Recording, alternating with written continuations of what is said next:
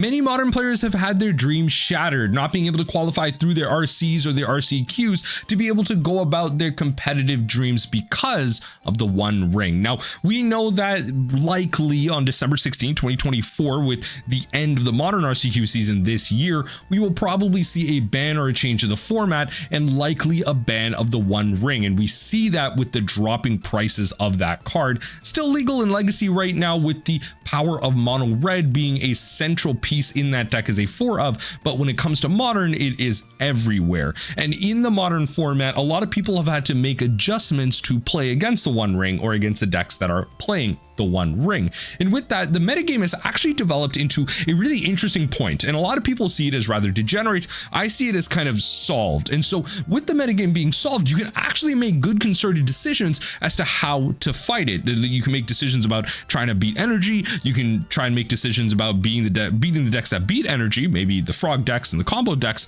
And in total, I believe there is one deck that actually does that really well. And one of the archetype greats have actually managed to showcase that. And you've probably seen from the title and thumbnail so far that I want to talk about modern Dimir Mill, and specifically the list coming about from Tibalt of the Red Sub. Now, this is a format or an archetype specialist, really in totality. Tibalt has been around for so long. And, you know, as the owner of the Mill Discord, I've done my best to try and promote many Mill players out there, but also try and put a spotlight on Tibalt. Being someone Japanese on the other side, through a language barrier, a lot of us have had to try and do our best to learn Tibalt's ways. And he has some very unconventional methods. He is famously the one with ghost quarters in his sideboard, and many content creators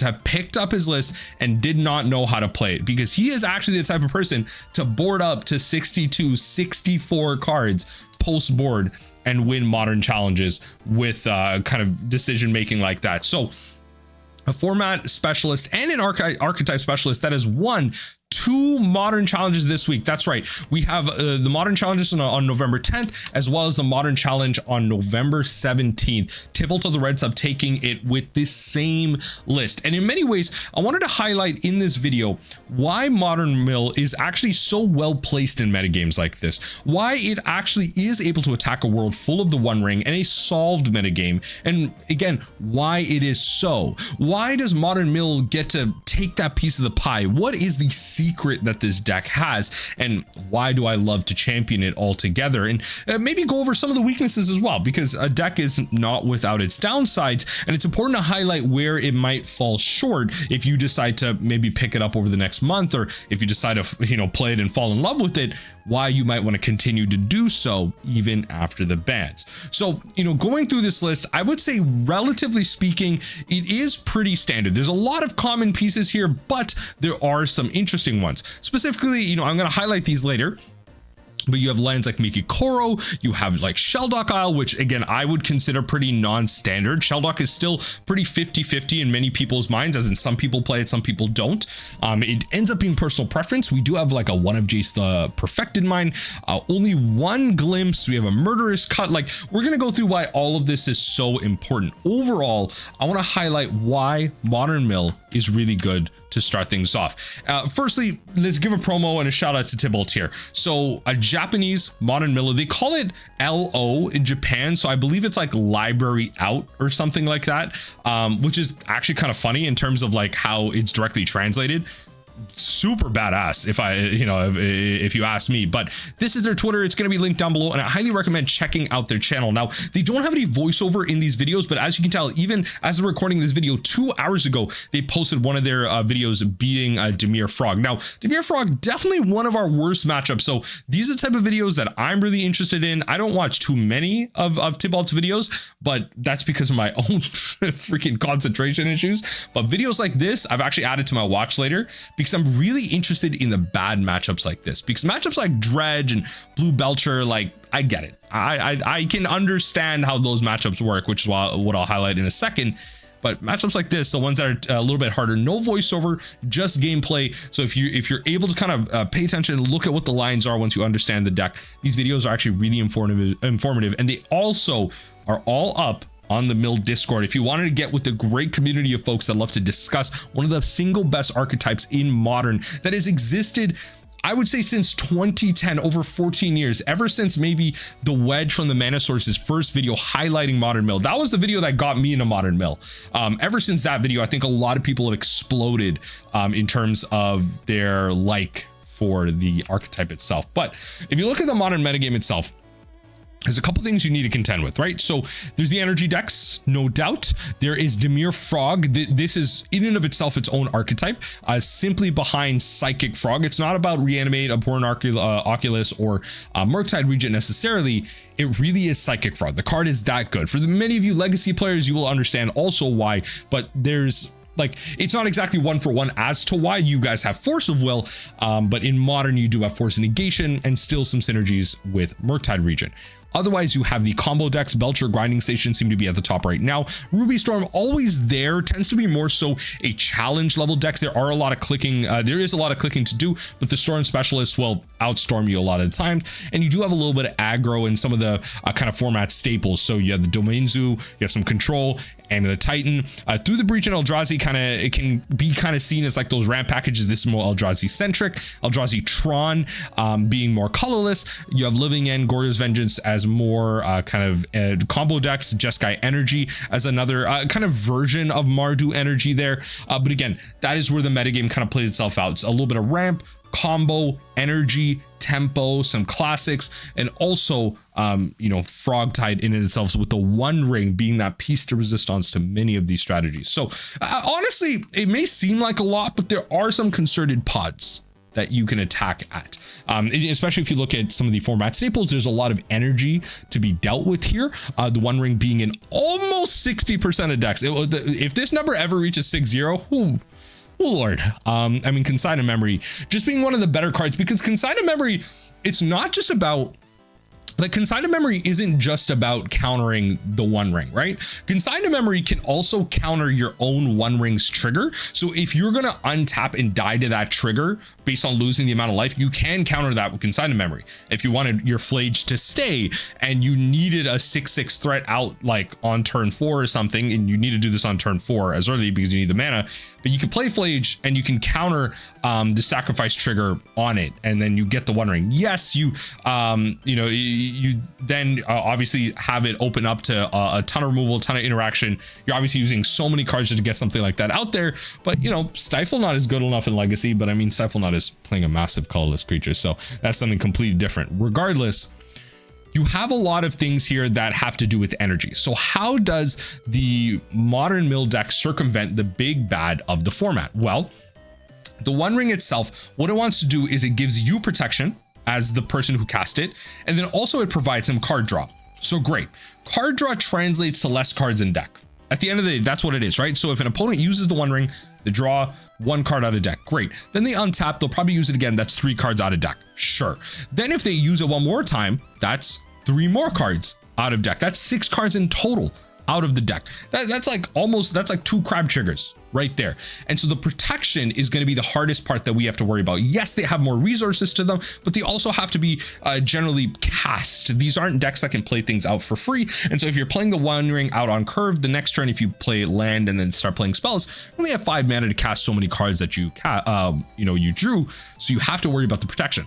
Well, you know, the Rune Crab gets around the protection because it says each opponent mills 3 cards. So if you have protection, this does not target, it gets around that. And Fractured Sanity, along with Tosh's Hideous Laughter, does that as well. Fractured Sanity I specifically want to highlight because it's 3 mana, each opponent mills 14, but it has that additional side of cycling. When Fractured Sanity is cycled, each opponent mills 4 cards. And the reason I really like this is because it's kind of like quote unquote like almost uncounterable mill, really relevant in the late game against the control decks, because usually a lot of times they have their Spell Pierces, they have their Force of Negations, and so this is a great way to not only draw a card, but also find another mill spell, but also mill them for 4 for free. In many ways, you could potentially set yourself up where you mill them for 4 and then you draw land, play your crab, and so they have all these triggers that they have to deal with. It's not necessarily hard cast spells. So many ways that you can circumvent that, and even the cycle effect gets around the One Ring. So again, when it comes to the energy decks, a lot of times you can just go the aggro route. You can play a Fatal Pusher to remove some of their creatures like a Johnny that tend to propose some really like problematic late games, and then you can go about just aggro milling them because you can just ignore the one ring in total. When it comes to something like the combo deck, so Goblin Charbelcher is what I want to use to really highlight this. Modern Mill uses Surgical Extraction. Surgical Extraction being one of the single best magic spells ever printed, I think, in many ways. And the lack of Surgical Extraction in Pioneer is one of the big things that gets me to not play it, because the only reason you have those crappy combo decks, like let's be honest here, Pioneer is a combination of some type of Rakdos slop. It's been like, whether it be Mardu, Rakdos, whatever, it is some form of Rakdos slop. Is it Phoenix? And then some jank combo deck. Very bad combo decks with a mixture of busted cards with no enablers. That is what Pioneer is.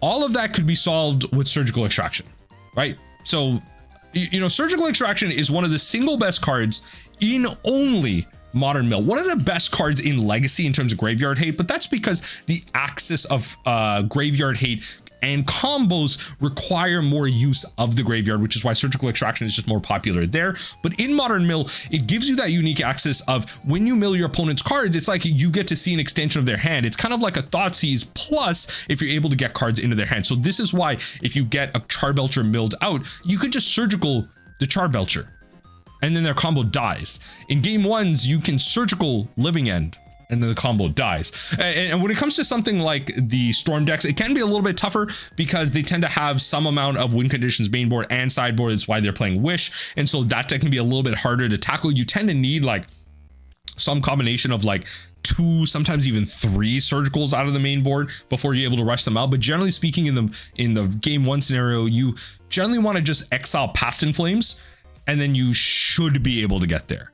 You should be able to. A lot of times then they have to like draw into more rituals. If you surgical off the Past in Flames out of the main board, then you can choke them out of mana well enough to the point where at least if they can't get stuff out of their graveyard, then they generally should be, you know, kind of dealt with in that sense. Obviously, if they have one in their sideboard, they still have to wish to it, and it's still a ton of mana to be able to do that, and they generally don't have that if they don't have a bunch of rituals. So again, Surgical Extraction, one of the best ways to get rid of fragile combo decks. The very quality type of decks, quality versus quantity, the quantity decks are something like the One Ring decks where you are just playing a bunch of good stuff, you can't really get rid of one card and the whole deck falls apart. Whereas the quality decks are, you know, something like Tron, where if you're able to surgical away a Tron land, then it's going to be even better for you. Now, the other card that you could think about is something like Extirpate. And the reason why you play Surgical over Extirpate is, yes, Surgical being a free card is so relevant, specifically in that Tron matchup that I explained, where if you're playing up against something like Eldrazi Tron, if you're playing Eldrazi Ramp, it's a little bit harder. They have more ramp pieces, more lands, but Eldrazi Tron is going to rely on the Tron lands more. They're still going to have the Eldrazi Temple, but if they're going into the Nat Tron line, then you could play something like the Glimpse that you have in the main board of the Tibalt list, or if you have some crab triggers with some fetch lands, and you get a Tron land out there, then maybe you can surgical that out without having to worry about the rest of your mana. If you were able to kind of play a crab on one, then you play a second land, you're able to fetch them out, get a Tron land in there, you can surgical for free and then still hold up Drown in the Lock for maybe like an Expedition map coming down. Maybe they're playing E-Tron and then you have to worry about Eldrazi Temple into a Thought-Knot Seer. You still have a Drown for that. Or again, you go that classic route if you don't have a crab on one, but then maybe you play a Glimpse down on 2, you still have 2 life to use your Surgical Extraction to get out the Tron land. That way you can beat the Nat Tron out on turn 3, even if they're on the play. So stuff like that is really important. In the post-board games, Extirpate can be very valuable once they start bringing in stuff like Relic of Progenitus, specifically in the Tron matchup. If they bring in something like Relic, then, you know, this is something that they used to do. Now they're playing Karn the Great Creator. But if you have something like Relic in the main board, then Extirpate is going to be a great way to get around that activation. But also against like counter spells, if you're worried about something like Endurance, Extirpate is a great way to get rid of Endurance in a yard. Whereas if you were to target that with Surgical, they might Endurance from hand in response. So Extirpate is a great way to have that beat. So in many ways, not only is Mill well equipped to deal with graveyard decks, a lot of newer players have that misconception that Mill isn't ready for graveyard decks. No, I am enabling your graveyard. Of course, I'm going to play a ton of cards that deal with your graveyard. Graveyard decks are some of the single best matchups for Modern Mill, and specifically because of how it deals with combo decks with Surgical and Extirpate, but also with some of the other cards that I'm gonna mention. Going into these graveyards, I want to use Prized Amalgam as a highlight for this because recently Dredge has actually seen some numbers up. With the modern metagame how it is, there aren't too many graveyard strategies to deal with, and so Endurance has seen a big tick down.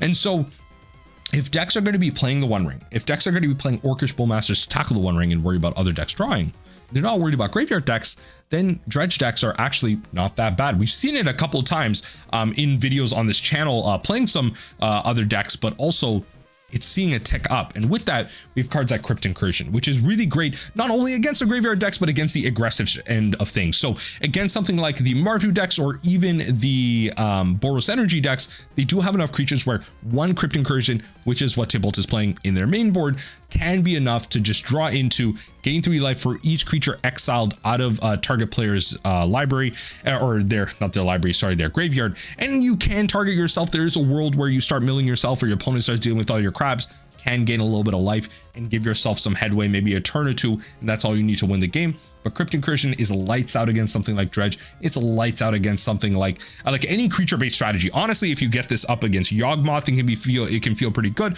Of course, unless they have like a loop or something. But if they're trying to mid-range you out of the game, generally speaking, this is great. This is a harder sell actually against Domain Zoo, because Domain Zoo tends to have like bigger intervals of damage, and so Crypt Incursion sometimes isn't enough. But if you get deep enough into the deck, honestly, a large Crypt Incursion can buy you like 3-4 turns, which is all you need. Yeah, they can still like damage you out, but it can be the time you need to really win this game. So again, against the One Ring, you can circumvent it. Against the combo strategy, you use Surgical Extraction and Extirpate to get their combo piece and get it out. And against the aggressive strategies and the graveyards, you have options like Surgical and Extirpate, but also the anti-aggro tools like the Crypt Incursion and some other things out of the sideboard that I'll mention in a second.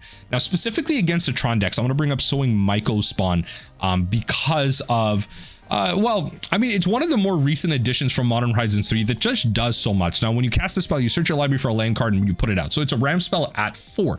But if you paid kicker for this, then you get to exile target land. It doesn't go into the graveyard for you to get back with other cards out there. So something like Field of Ruin is great for decks that play this. Now it's not a specific counter to Sowing Myco Spawn, but specifically against the Eldrazi decks that you want to get rid of their lands, you're going to be able to play something like Field of Ruin on 3, get rid of their land, get them to search their library, and then you can enable Archive Traps. Specifically, the Sowing Myco Spawn, whenever you cast it, you have to search your deck for a land. You have to. When you cast a spell, search your land. It's not you may.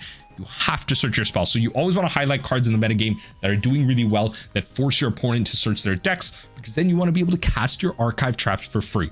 And that is definitely one of the more powerful mill spells that exist in Modern. It's one of the reasons why mill is even a tier 3, tier 4 deck in Timeless on the arena formats, because something like Archive Trap, Field of Ruin, and one of the crabs exists. Now, if we can get Hedron Crab printed on Timeless, if we can get some of the other spells printed on Timeless, that would be a beautiful thing. But for now, we'll just have to deal with the fact that in the Eldrazi side of the Modern metagame, you have some angles, especially against the ramp decks. Now, when it comes to the rest of the Modern metagame, there's some bad matchups. Look, at the end of the day, Dimir Murktide is going to be a tough one, because one misconception that a lot of people just kind of get right, like they have, right? The one thing that they get wrong about Modern Mill is it's not an aggro deck.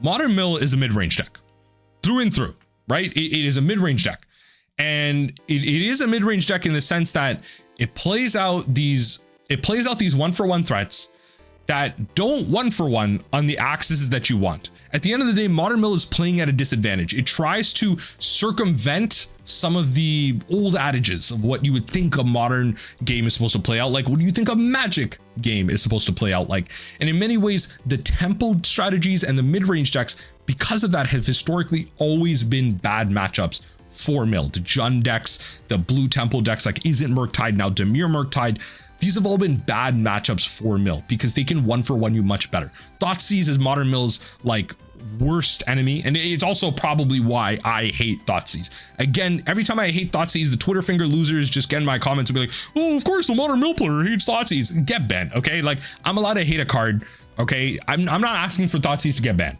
Just like how y'all hate like the Archive Traps and y'all hate Titan, whatever. Okay, I'm allowed to hate a card.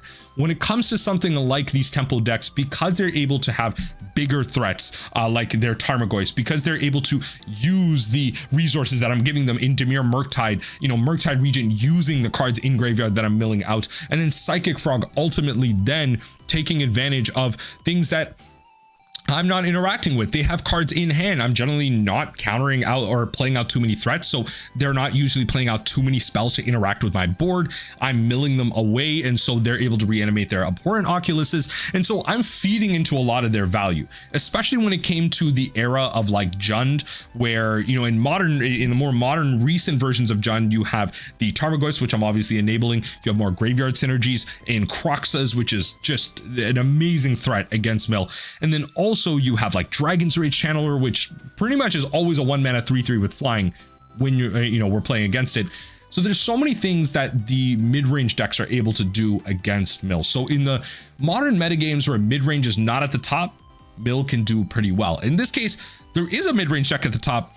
To be fair though, the One Ring energy is kind of like, I'm laughing because I'm doing the math right now. The One Ring energy is kind of like over 30% of the metagame. Almost a third, almost 33% of the metagame is Boros energy with the One Ring. So I'm not worried about 9% of it being like Dimir Murktide. I'm worried about the rest of it being decks that I can beat, and then finding a way to maybe beat the energy decks, and then we're able to kind of have fun from there. So Modern Mill has bad matchups. Generally speaking, it is the mid-range matchups. I'm not going to act like Boros Energy or Mardu Energy is particularly favored. I think it's close to 50-50. I think the Mardu Energy one is worse because of something like Orcish Bowmasters, because there's a lot of like incidental draw that exists in Modern Mill. Visions of Beyond is, you know, the ancestral that we have to enable, and then you have the cycling and all this stuff. You have a lot of enablers in a deck like that. And when it comes to something like Boros Energy, just very like aggressive low to the ground. Once you get like an Ajani flipped over and you get it going, like it can be really frustrating, that zero ability just constantly pinging you for so much damage. And even if you get out something like an Ensnaring Bridge, they can still circumvent it with things like that. So it can be relatively hard to beat out decks like this. You just have to play against them or have certain abilities or effects against them. Now, in the last part of this video, the one thing I want to do is also go over some aspects of Tibalt's list that I think are really interesting, that I think are worth mentioning for those of you that maybe just started getting into Modern Mill, or even if you're a little seasoned, we can go over some of the deck list here. So I like the one of Jace the Perfected Mind. Essentially, this functions as like a worse fourth copy of Visions of Beyond. Generally speaking, you want to be playing 4 copies of Visions of Beyond.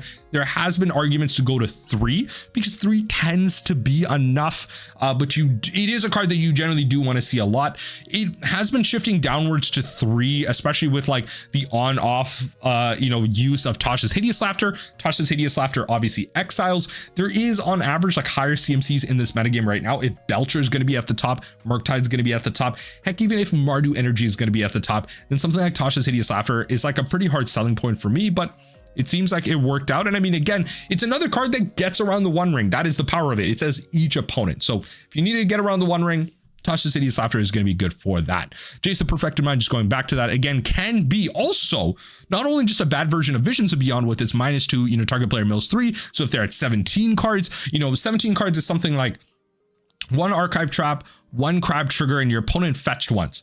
That's 17 cards. You play something like Jace, target player mills 3 cards, and then if a graveyard is 20 or more in it, you draw 3 cards. Otherwise, you would just draw a card. But also at 4 mana, and ideally you want this at 4. You don't want this at 3, because at 3 mana, this comes down with 3 loyalty counters. At 4 mana, this comes down with 5. -X, target player mills 3 times X cards. And so for 4 mana, it could be a bad Fractured Sanity. So you could play this on 4 and then have them mill 15 cards, or you could play this on 3 and have them mill 9. Obviously, that's not the most ideal. You want this to be going up to 15, but honestly, as a plus, it's not actually that bad. The +1 says until the end of your next turn, up to 1 target creature gets -3/-0, which is honestly pretty relevant. I mean, Sowing Mycospawn is a 3/3, Dragon's Rage Channeler is a 3/3. There actually are a fair amount of threats in this metagame right now that you do want to give like -3/-0 to. Yes, it would be nice if it like bounced something or killed something, but the Planeswalker would probably be absolutely busted if it directly interacted with creatures like that, and it would probably be a playset copy of a card in this deck. So I like that as a 1 of 3 surgical extraction, 4 fatal push, 4 drown. Again, the classics here. I like the 1 of glimpse as like extra reach. Usually the decision is between 4 glimpse or 4 Tashas.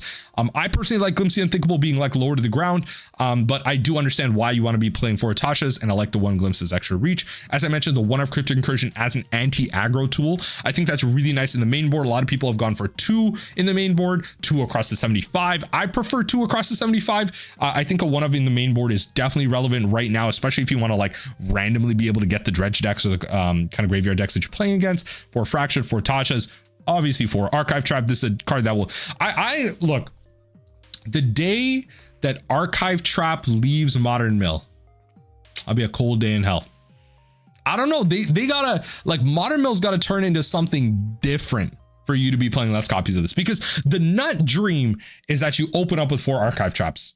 4 archive traps, you know, 13, 13, 26, another 4, 26, 26. That's 52 cards. Folks, when you draw for a game, right? Let's say you don't mulligan. You have 60 cards in your deck. You draw 7. That's 53 left. You draw for turn, right? You draw for turn. What happens? You have 52 cards. Immediately, let's say I'm on the play. I play my land. Then what you do is you draw 7 cards. You have 7 cards. Then you draw for turn. You go to 52 cards. Then all of a sudden you play a fetch land, you play something. I got 4 archive traps, bang, bang, bang, bang, bang. You're insta dead. Insta dead. Yes, yeah. Oh, some YouTubers gonna be like, oh, well, I'm gonna exile my green card and play endurance. Get bent. None of y'all want to hear the fact that endurance is one of the most busted cards out of the, actually, endurance, hot take, endurance is the most busted elemental out of that cycle. But y'all don't want to hear it because I'm the mill player. Y'all don't want to hear it, but y'all just want easy answers to things. Endurance is the exemplification of how bad that cycle is. That card is non-boltable. You need a revolt trigger to fatal push it. It has flash. Like why? Why does it do all of that? Why does it do all of that? Just saying. It could have just been shuffle an opponent's graveyard. It could have just been that. But they had to cycle on, you know, they had to just add on that extra bit. Anyway, y'all don't want to hear me. Y'all, whoever doesn't believe me on that, y'all ain't smart enough for that. So whatever. I'm not here to pander to people that can't think about, you know, how broken endurance is. Murderous Cut, extra reach against Murktide region and bigger threats is important. There's a lot of times where you're just going to get your spells countered. You might even just get, you know, your stuff Thoughtseize and all that stuff. Your graveyard is going to be kind of packed up, because even if you're not able to enable your opponent through, you know, your visions to be on through your opponent, there are niche scenarios, especially in the older days where Mesmeric Orb was a thing. You would fill up your own graveyard for something like Visions, and Murderous Cut was more popular then because you could reliably have Delve out. But a lot of times you are going to be able to, you know, have Delve out in a format of fetch lands. So 1 mana destroy target creature is going to be like pretty good in any scenario. And then finally going into the lands, you know, Field of Ruins pretty standard. Island, Mikokoro, Oboro. Now the Mikokoro is kind of interesting. Like each player draws a card. I think this is like an extra way to not only like against the tap out decks, like generally speaking at the end of your turn, you can pay 3 mana. So 3 mana is in like, you have to tap the Mikokoro down. So I count that as a mana, and then 2 mana to activate and tap this. So it's kind of like 3 mana, draw a card. It's not the worst thing in the world, but if you're playing the slow grindy matchup, then you, generally speaking, you value your cards more than your opponent. Like if you're playing against control deck, they're drawing counter spells, whereas you're drawing like uncounterable mill spells in the Fractured Sanity. And the Oboro, just as classic because it's a land that you can bounce and return to your hand, and you can always just like play it out and enable your crabs. The one trick that I have with Oboro that I always like to point out for mill players is that you can functionally turn Oboro into like a filter source. So what you can do is, let's say you have like Field of Ruin, Island, Oboro, and you need to cast Fractured Sanity, right? You don't have a land drop. So what you do is you tap the Field of Ruin for mana, and then you use that to bounce the Oboro. So you tap the Oboro for mana, tap the Island for mana, you have blue. Then you tap the Field of Ruin for mana, and you bounce the Oboro back to your hand. You play the Oboro again, and then you tap it for blue. So you've kind of filtered into 3 blue. So it's a short little Aboro trick that you can use to generate mana with an Aboro, but it's always something relevant that I found useful over the years. Ultiwar just as a 1-of because this card is like absolutely busted. It's an activated ability of a land. It's not a spell. This thing is like near uncounterable in the modern format. Polluted Delta fetches. Sheldock Isle is an interesting one. If an opponent or if any deck has 20 or less cards in it, you can pay 1, tap this, so it's kind of 2 mana, and you cast the card that you exiled underneath it. A lot of times you want to be putting stuff like, you know, Fractured Sandy, Tasha's Hideous Laughter, Archive Trap, stuff that you can discount. You know, Fractured Sandy for 2 mana is absolutely great. You know, some kind of snow. I don't know why they have the snow covered and you know, kind of spread here versus like the basics here. I'm not really sure what that's for. Undercity Sewers is a 1-of is great, just as Surveil, and a 1-of Watery Grave. So I like their land spread. I generally would be playing like 2 Watery Graves. I like having 3 duels in total. Undercity Sewers and the Watery Grave, but I understand why. Finally, going into the sideboard here, Engineered Explosives. I think this is a personal preference, but generally speaking, you should be playing 1 to 2 board wipes in your sideboard. Engineered Explosives looks like generally one of the picks of the board wipes that they have for their sideboard, especially if your decks are low to the ground.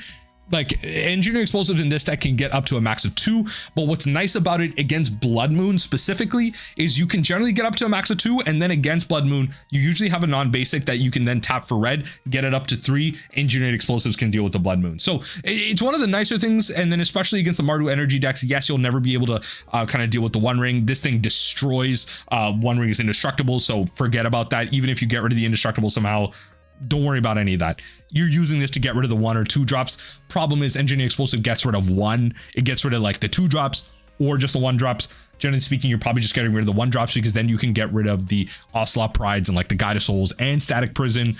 So that's generally what the Engineered Explosive is for. Ghost Quarters is always this is a Tibalt classic. So to my understanding is that they bring this usually as a card number 61, 62, or 63, 64, and they board up to that many. They have Ghost Quarters. And as like extra, not only extra lands, if they're just boarding into spells and they don't want to get rid of things, the board into extra lands to play against that. And Ghost Court is also nice because if your opponent does choose to search, it's a May, you can enable an Archive Trap. It also is great against the land heavy strategies, against something like Titan, against something like Eldrazi. You have a little bit of extra land hate that doesn't cost mana, quote unquote. You do have to play this and kind of give up your land drop, which is something. 3 extra pates as extra surgical extractions, which is great. So there's 6 surgical effects across the 75, which I think is generally appropriate. 7 or 8 surgical effects probably leans to the idea that there is like a very good graveyard strategy in the metagame or some type of very good combo deck. So usually like think something like Living End. That's when like modern mill players were playing like 7 to 8 surgical effects. But generally you probably want to kind of play that along something like Soul Guide Lantern. So there was a time when the decks were playing like 3 to 4 surgicals main, 1 to 2 extra pates in the side, and like 4 Soul Guide Lanterns. You wanted to be able to deal with endurance, but also against the Living End strategies once Cascade was everywhere. You wanted to be able to have Soul Guide Lantern as a way to just exile everything when an endurance was coming down. So you wanted to not only get rid of the endurances, but if the endurance had come down, you had the Soul Guide Lantern. Once the endurances were gone, Soul Guide Lantern can just cycle away without removing the graveyards. That way, if you were to draw into a Visions of Beyond, you can enable that there, which is why you don't want something necessarily like Nihil Spellbomb, which has been played in and out in Modern Mill, or something like Relic of Progenitus, because in order to draw off both of those, you do need to activate them and exile, if not all graveyards, but one of them. Echoing Truth as a catch-all in Modern Mill, this has been in the 75, usually in the main board for a while. Now this has been kind of shifted into our lands. Ever since Otawar has been printed, a lot of people have been off Echoing Truth, but I think especially against tokens, this is really powerful because you can return all-land permanent and all of the permanents, so it's a great way to like return tokens. Go for the Throat just as an extra removal spell. Just a 2-mana Doomblade, non-artifact creature. Affinity is generally not around in the metagame right now. Long Goodbye is a great way to deal with Planeswalkers, so if you're playing up against Jeskai Control, something like Teferi, like you can deal with this in a great way. And also, this is a great answer specifically against Frog. A lot of times that, like you'll see in Legacy, Fatal Push has risen in popularity because it's a clean answer to Frog. It's not like a damage-based removal. Obviously, something like Swords to Plowshares and everything is also really popular. But Long Goodbye is a great way to deal with stuff like Psychic Frog, where opponents might have like a Spell Pierce or a Force Negation as backup, as protection against something like that. So that's going to be really good. The Meathook Massacre, I feel like this is specifically against the Mardu decks.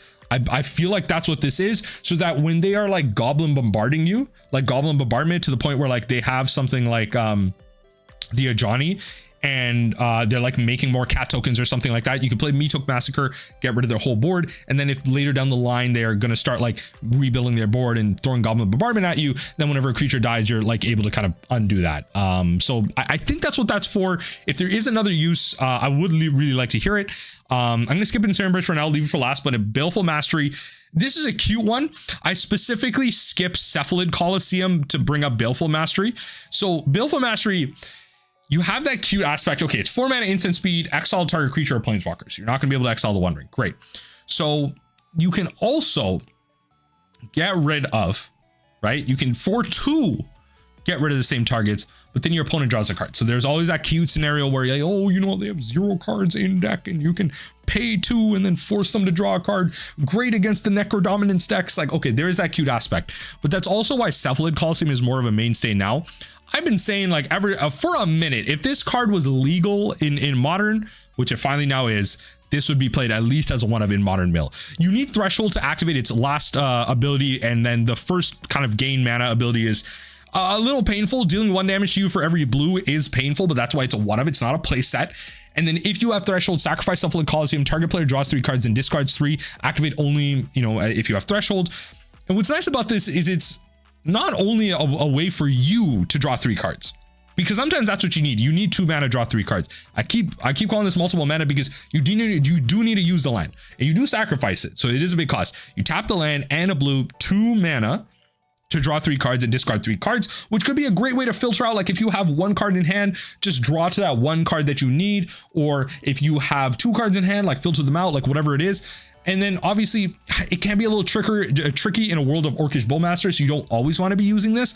But in a world where your opponent is low against like a control opponent, as I was mentioning, the Fractured Insanities, sometimes you do want to cycle and have like uncounterable mill, and that's what Cephalid Coliseum could be as well. It could be that extra reach that you need. You cycle for 4, and then you kind of quote unquote like mill them for 3. You do get them to like filter through their hand, but in this way they draw 3 cards and you might be able to force a draw in a lot of ways, especially against something like an Endurance. This card is really powerful because an opponent might go to like really low cards in hand.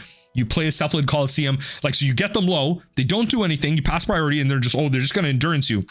And then what you do is you play Cephalid Coliseum, and now they can't make that decision anymore. The moment they Endurance and they're at like 2, 1, 0 cards in deck, you just pop the Cephalid Coliseum and they lose instantly. So I think it's a really great option, kind of like one of the cute reasons why people play Baleful Mastery, but Baleful Mastery now is more so just a great removal spell, exiling a creature being more relevant than ever. Cephalid Coliseum now takes that role of just like forcing your opponent to draw 3. And then finally, Ensnaring Bridge has been a great option, not only against the creature decks, less so now because a lot of the creature decks tend to have main board options. Like, I really hate bringing this card in against Zoo. I know a lot of people do. I just don't think bringing in permanent based anti-aggro is really good against a deck playing Leyline Binding. Is that a bad take? It just seems dumb. Just if you're worried about Zoo, play Crypt Incursion. Play more removal, play Crypt Incursion. Don't bring in Ensnaring Bridge against Zoo. I don't think that's a good idea at all. Mill players down below, let me know. I do not think that's a good idea. If Tibalt's doing it, I still don't think it's a good idea. Honestly, I don't think it's a good idea. But really what Ensnaring Bridge is here for is primarily against the Murktide decks. The Murktide decks do not have an answer to this. Is there Murktide, when it was big back in its heyday, was a deck that only had 2, maybe 3 answers to something like this? Like you would play that fairy, it's 3 mana, it's a 3/1, it can be blocked, or it can only block creatures with flying, and then it has the petty theft mode where you can pay 2 and bounce a permanent, and then like you put on a stack, you can cancel it from there.